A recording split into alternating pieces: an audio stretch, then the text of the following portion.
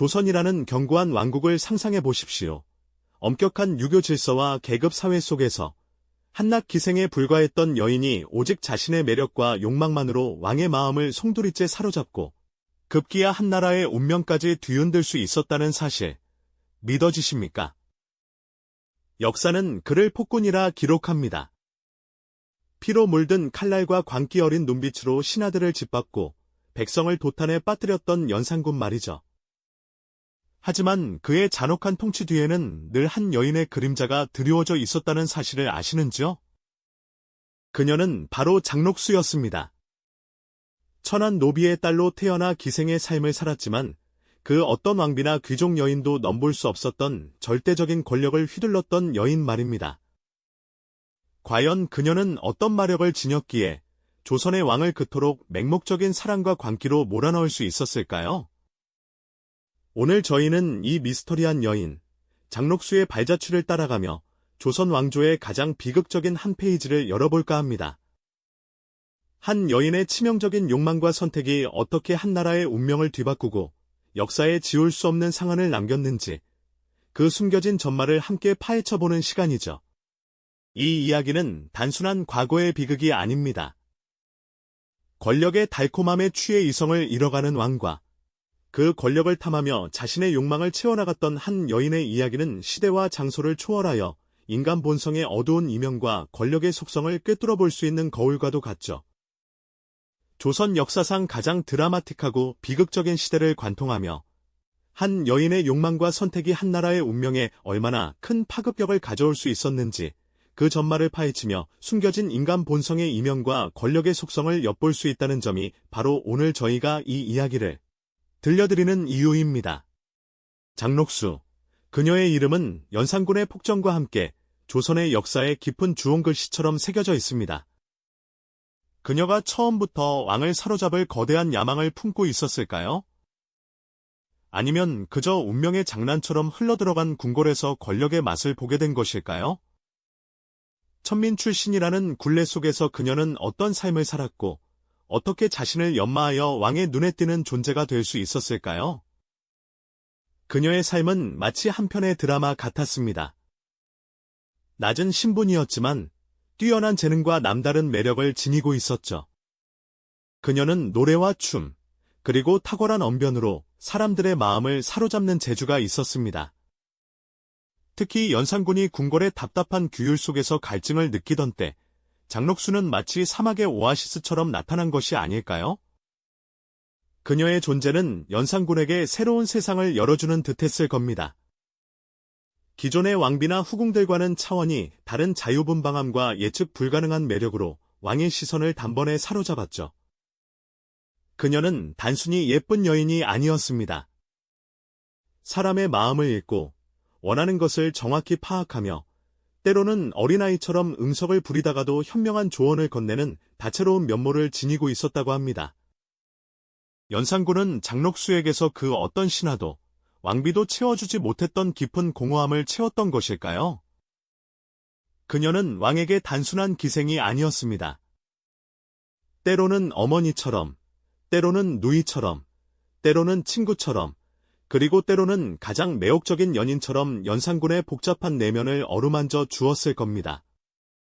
그녀의 말 한마디, 행동 하나하나가 연산군에게는 절대적인 의미를 지니게 되었고 점차 왕의 판단과 결정에 막대한 영향을 미치기 시작했죠. 그녀의 등장은 조선의 궁궐에 거대한 변화의 바람을 몰고 왔습니다. 왕의 총애를 등에 업은 장록수는 거칠 것이 없었습니다. 그녀의 존재 자체가 왕의 권력을 등에 업은 또 다른 권력이 되었으니 말입니다. 하지만 이러한 총애는 단순한 사랑을 넘어 점차 광기 어린 집착으로 변질되어 갔습니다. 연산군은 장록수의 환심을 사기 위해 국고를 탕진하고 백성들의 삶을 외면하기 시작했습니다. 그녀의 사치와 향락은 끝을 모르고 이어졌고 왕은 그 모든 것을 기꺼이 바쳤죠. 과연 이들의 관계는 어디까지 치달았을까요? 한 여인의 욕망이 한 나라를 어디까지 끌고 갈 수 있었을까요? 이 모든 비극의 서막은 바로 그녀의 궁궐 입성에서부터 시작된 것이죠. 과연 장록수는 어떤 경로를 통해 연산군의 눈에 들게 되었을까요? 그리고 그녀가 궁궐에 발을 들인 순간부터 조선은 어떤 소용돌이에 휩싸이게 되었을까요?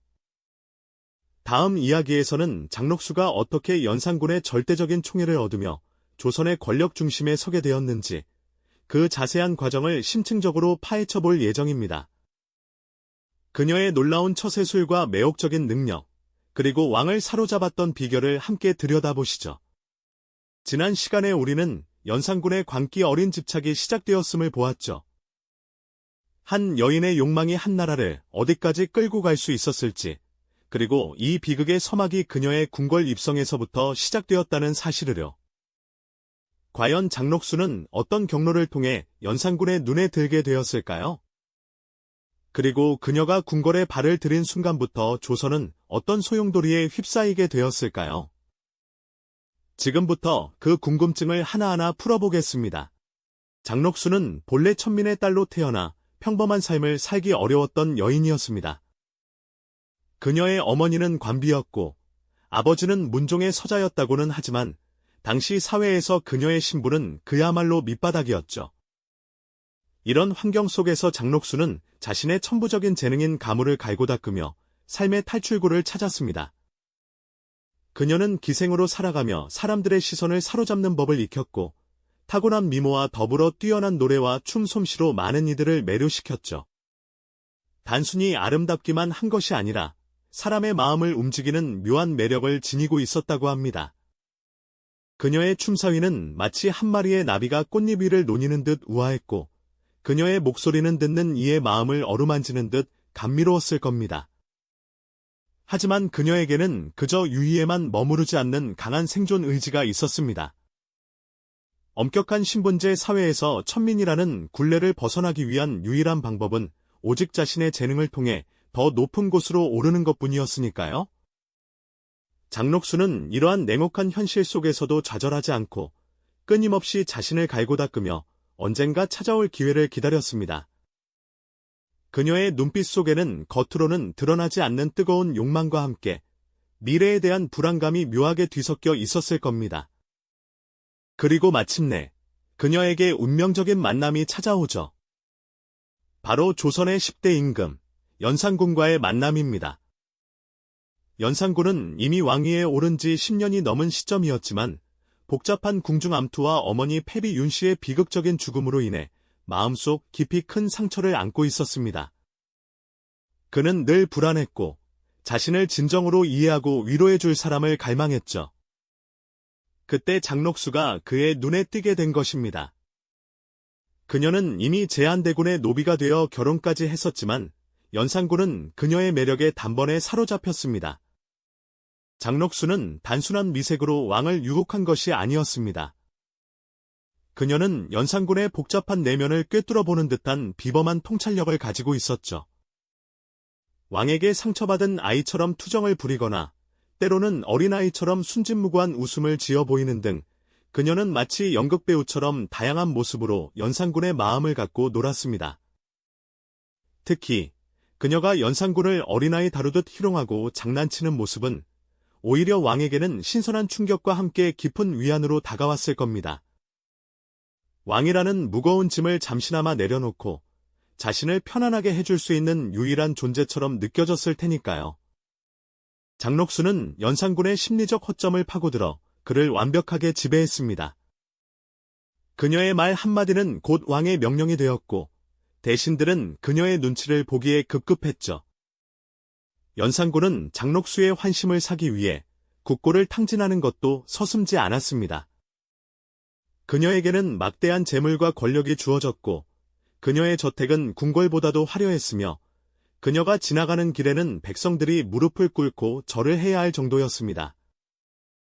한낱 천민 출신 기생이 왕의 총애를 넘어 조선의 권력 중심에 서게 된 이 놀라운 이야기는 이제 돌이킬 수 없는 파국으로 치닫게 됩니다. 과연 장록수의 욕망은 어디까지 뻗어나갔을까요? 그리고 그 욕망의 끝은 어떤 모습이었을까요? 이전 회차에서 장록수가 연산군을 완전히 장악하고 그 권력이 정점에 달했음을 이야기했죠. 왕의 마음을 쥐락펴락하며 조선의 실질적인 권력자로 군림했던 그녀의 욕망은 과연 어디까지 뻗어나갔을까요? 그리고 그 무한한 욕망의 끝은 어떤 파국을 맞이했을까요? 이제 그 질문에 대한 답을 찾아볼 차례입니다. 왕의 무한한 총애를 등에 업은 장록수의 전행은 날이 갈수록 심해져만 갔습니다. 그녀의 말 한마디는 곧 왕의 명령이 되었고, 그녀의 사소한 기분 변화조차 왕의 정치를 좌지우지하는 절대적인 영향력을 행사했습니다. 연산군은 장록수의 환심을 사기 위해서라면 어떤 잔혹한 명령이라도 서슴지 않았습니다. 백성들의 피땀으로 모은 국고는 마치 마르지 않는 샘물처럼 그녀의 사치와 탐욕을 채우는 데 물쓰듯 사라져갔죠.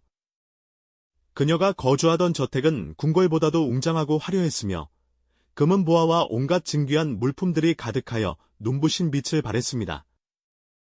최고급 비단으로 장식된 방들과 산의 진미로 채워진 식탁은 그녀의 권세를 한껏 과시하는 듯했습니다. 하지만 궁궐 밖 백성들의 삶은 어땠을까요? 장록수의 호화로운 생활과는 극명한 대비를 이루며 굶주림에 허덕이며 쓰러져가는 이들이 속출했고, 곳곳에서는 고통과 절망의 신음소리가 끊이지 않았습니다. 농사를 지을 땅은 황폐해지고 세금은 가혹하게 징수되어 백성들의 등골을 휘게 만들었죠.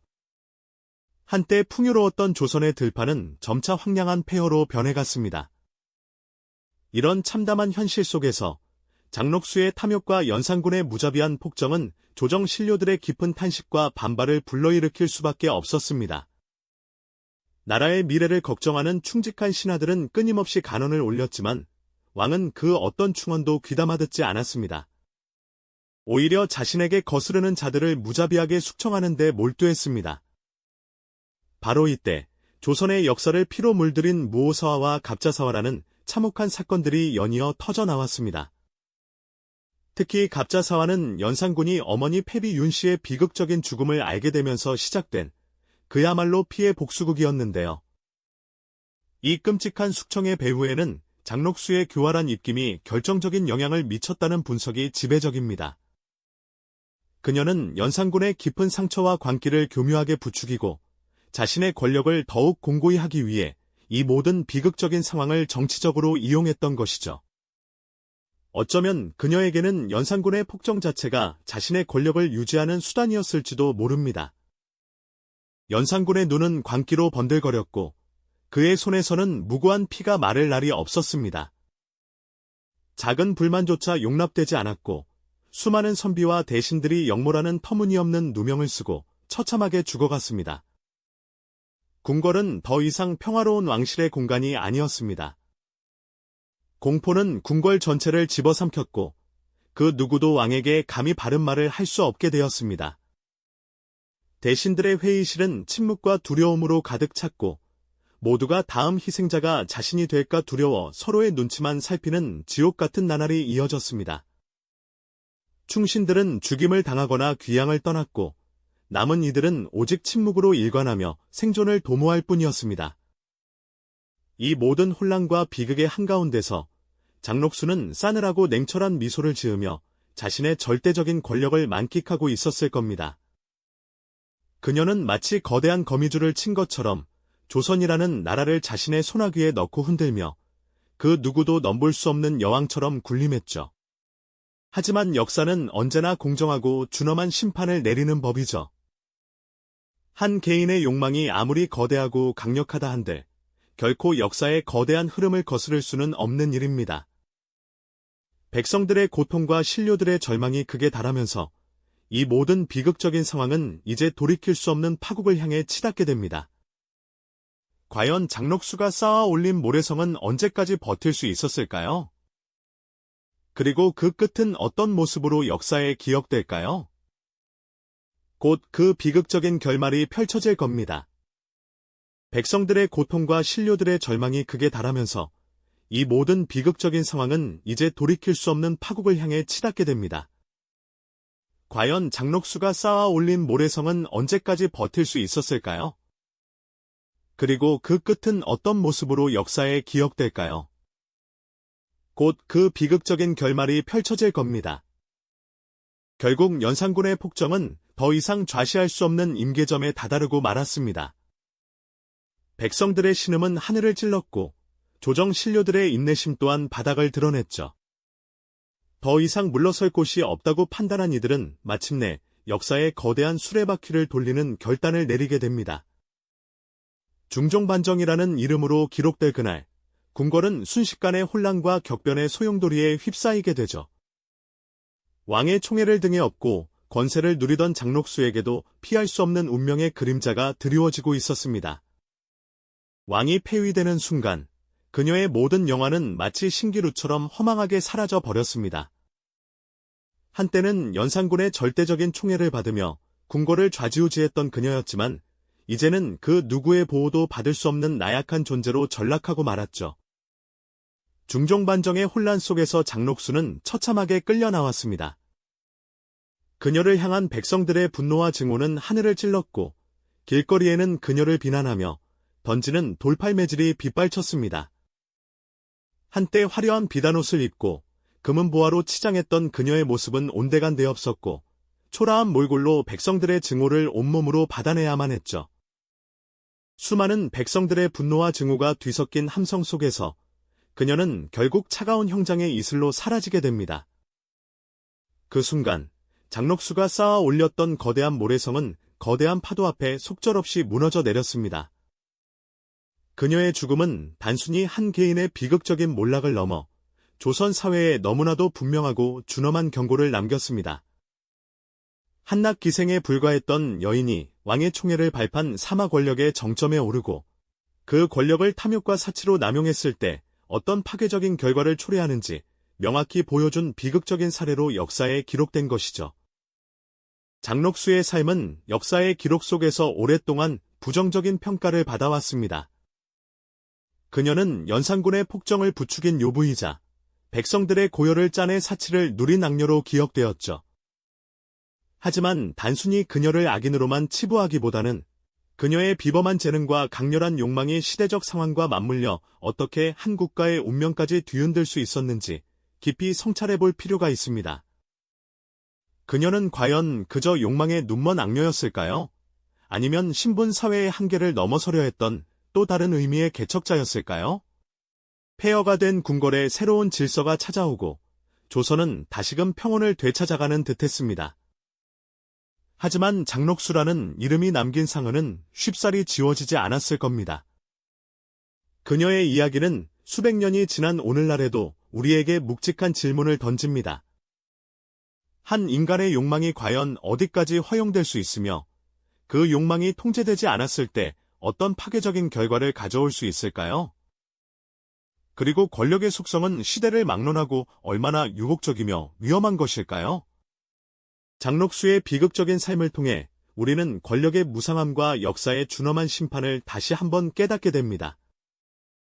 그녀의 이야기는 단순히 과거의 사건이 아니라 시대와 장소를 초월하여 인간의 본성과 권력의 속성, 그리고 그 오남용이 가져올 수 있는 파괴적인 결과에 대한 영원한 경고임을 기억해야 할 겁니다. 한 개인의 선택이 사회 전체에 얼마나 큰 파급력을 미치는지, 그리고 역사의 흐름 속에서 우리가 어떤 책임감을 가져야 하는지에 대한 깊은 여운을 남기면서 말이죠. 이 영상이 도움이 되셨다면 좋아요와 구독 부탁드립니다. 여러분의 응원이 제게 큰 힘이 됩니다. 다음 영상에서도 더 유용한 정보를 공유하겠습니다. 감사합니다.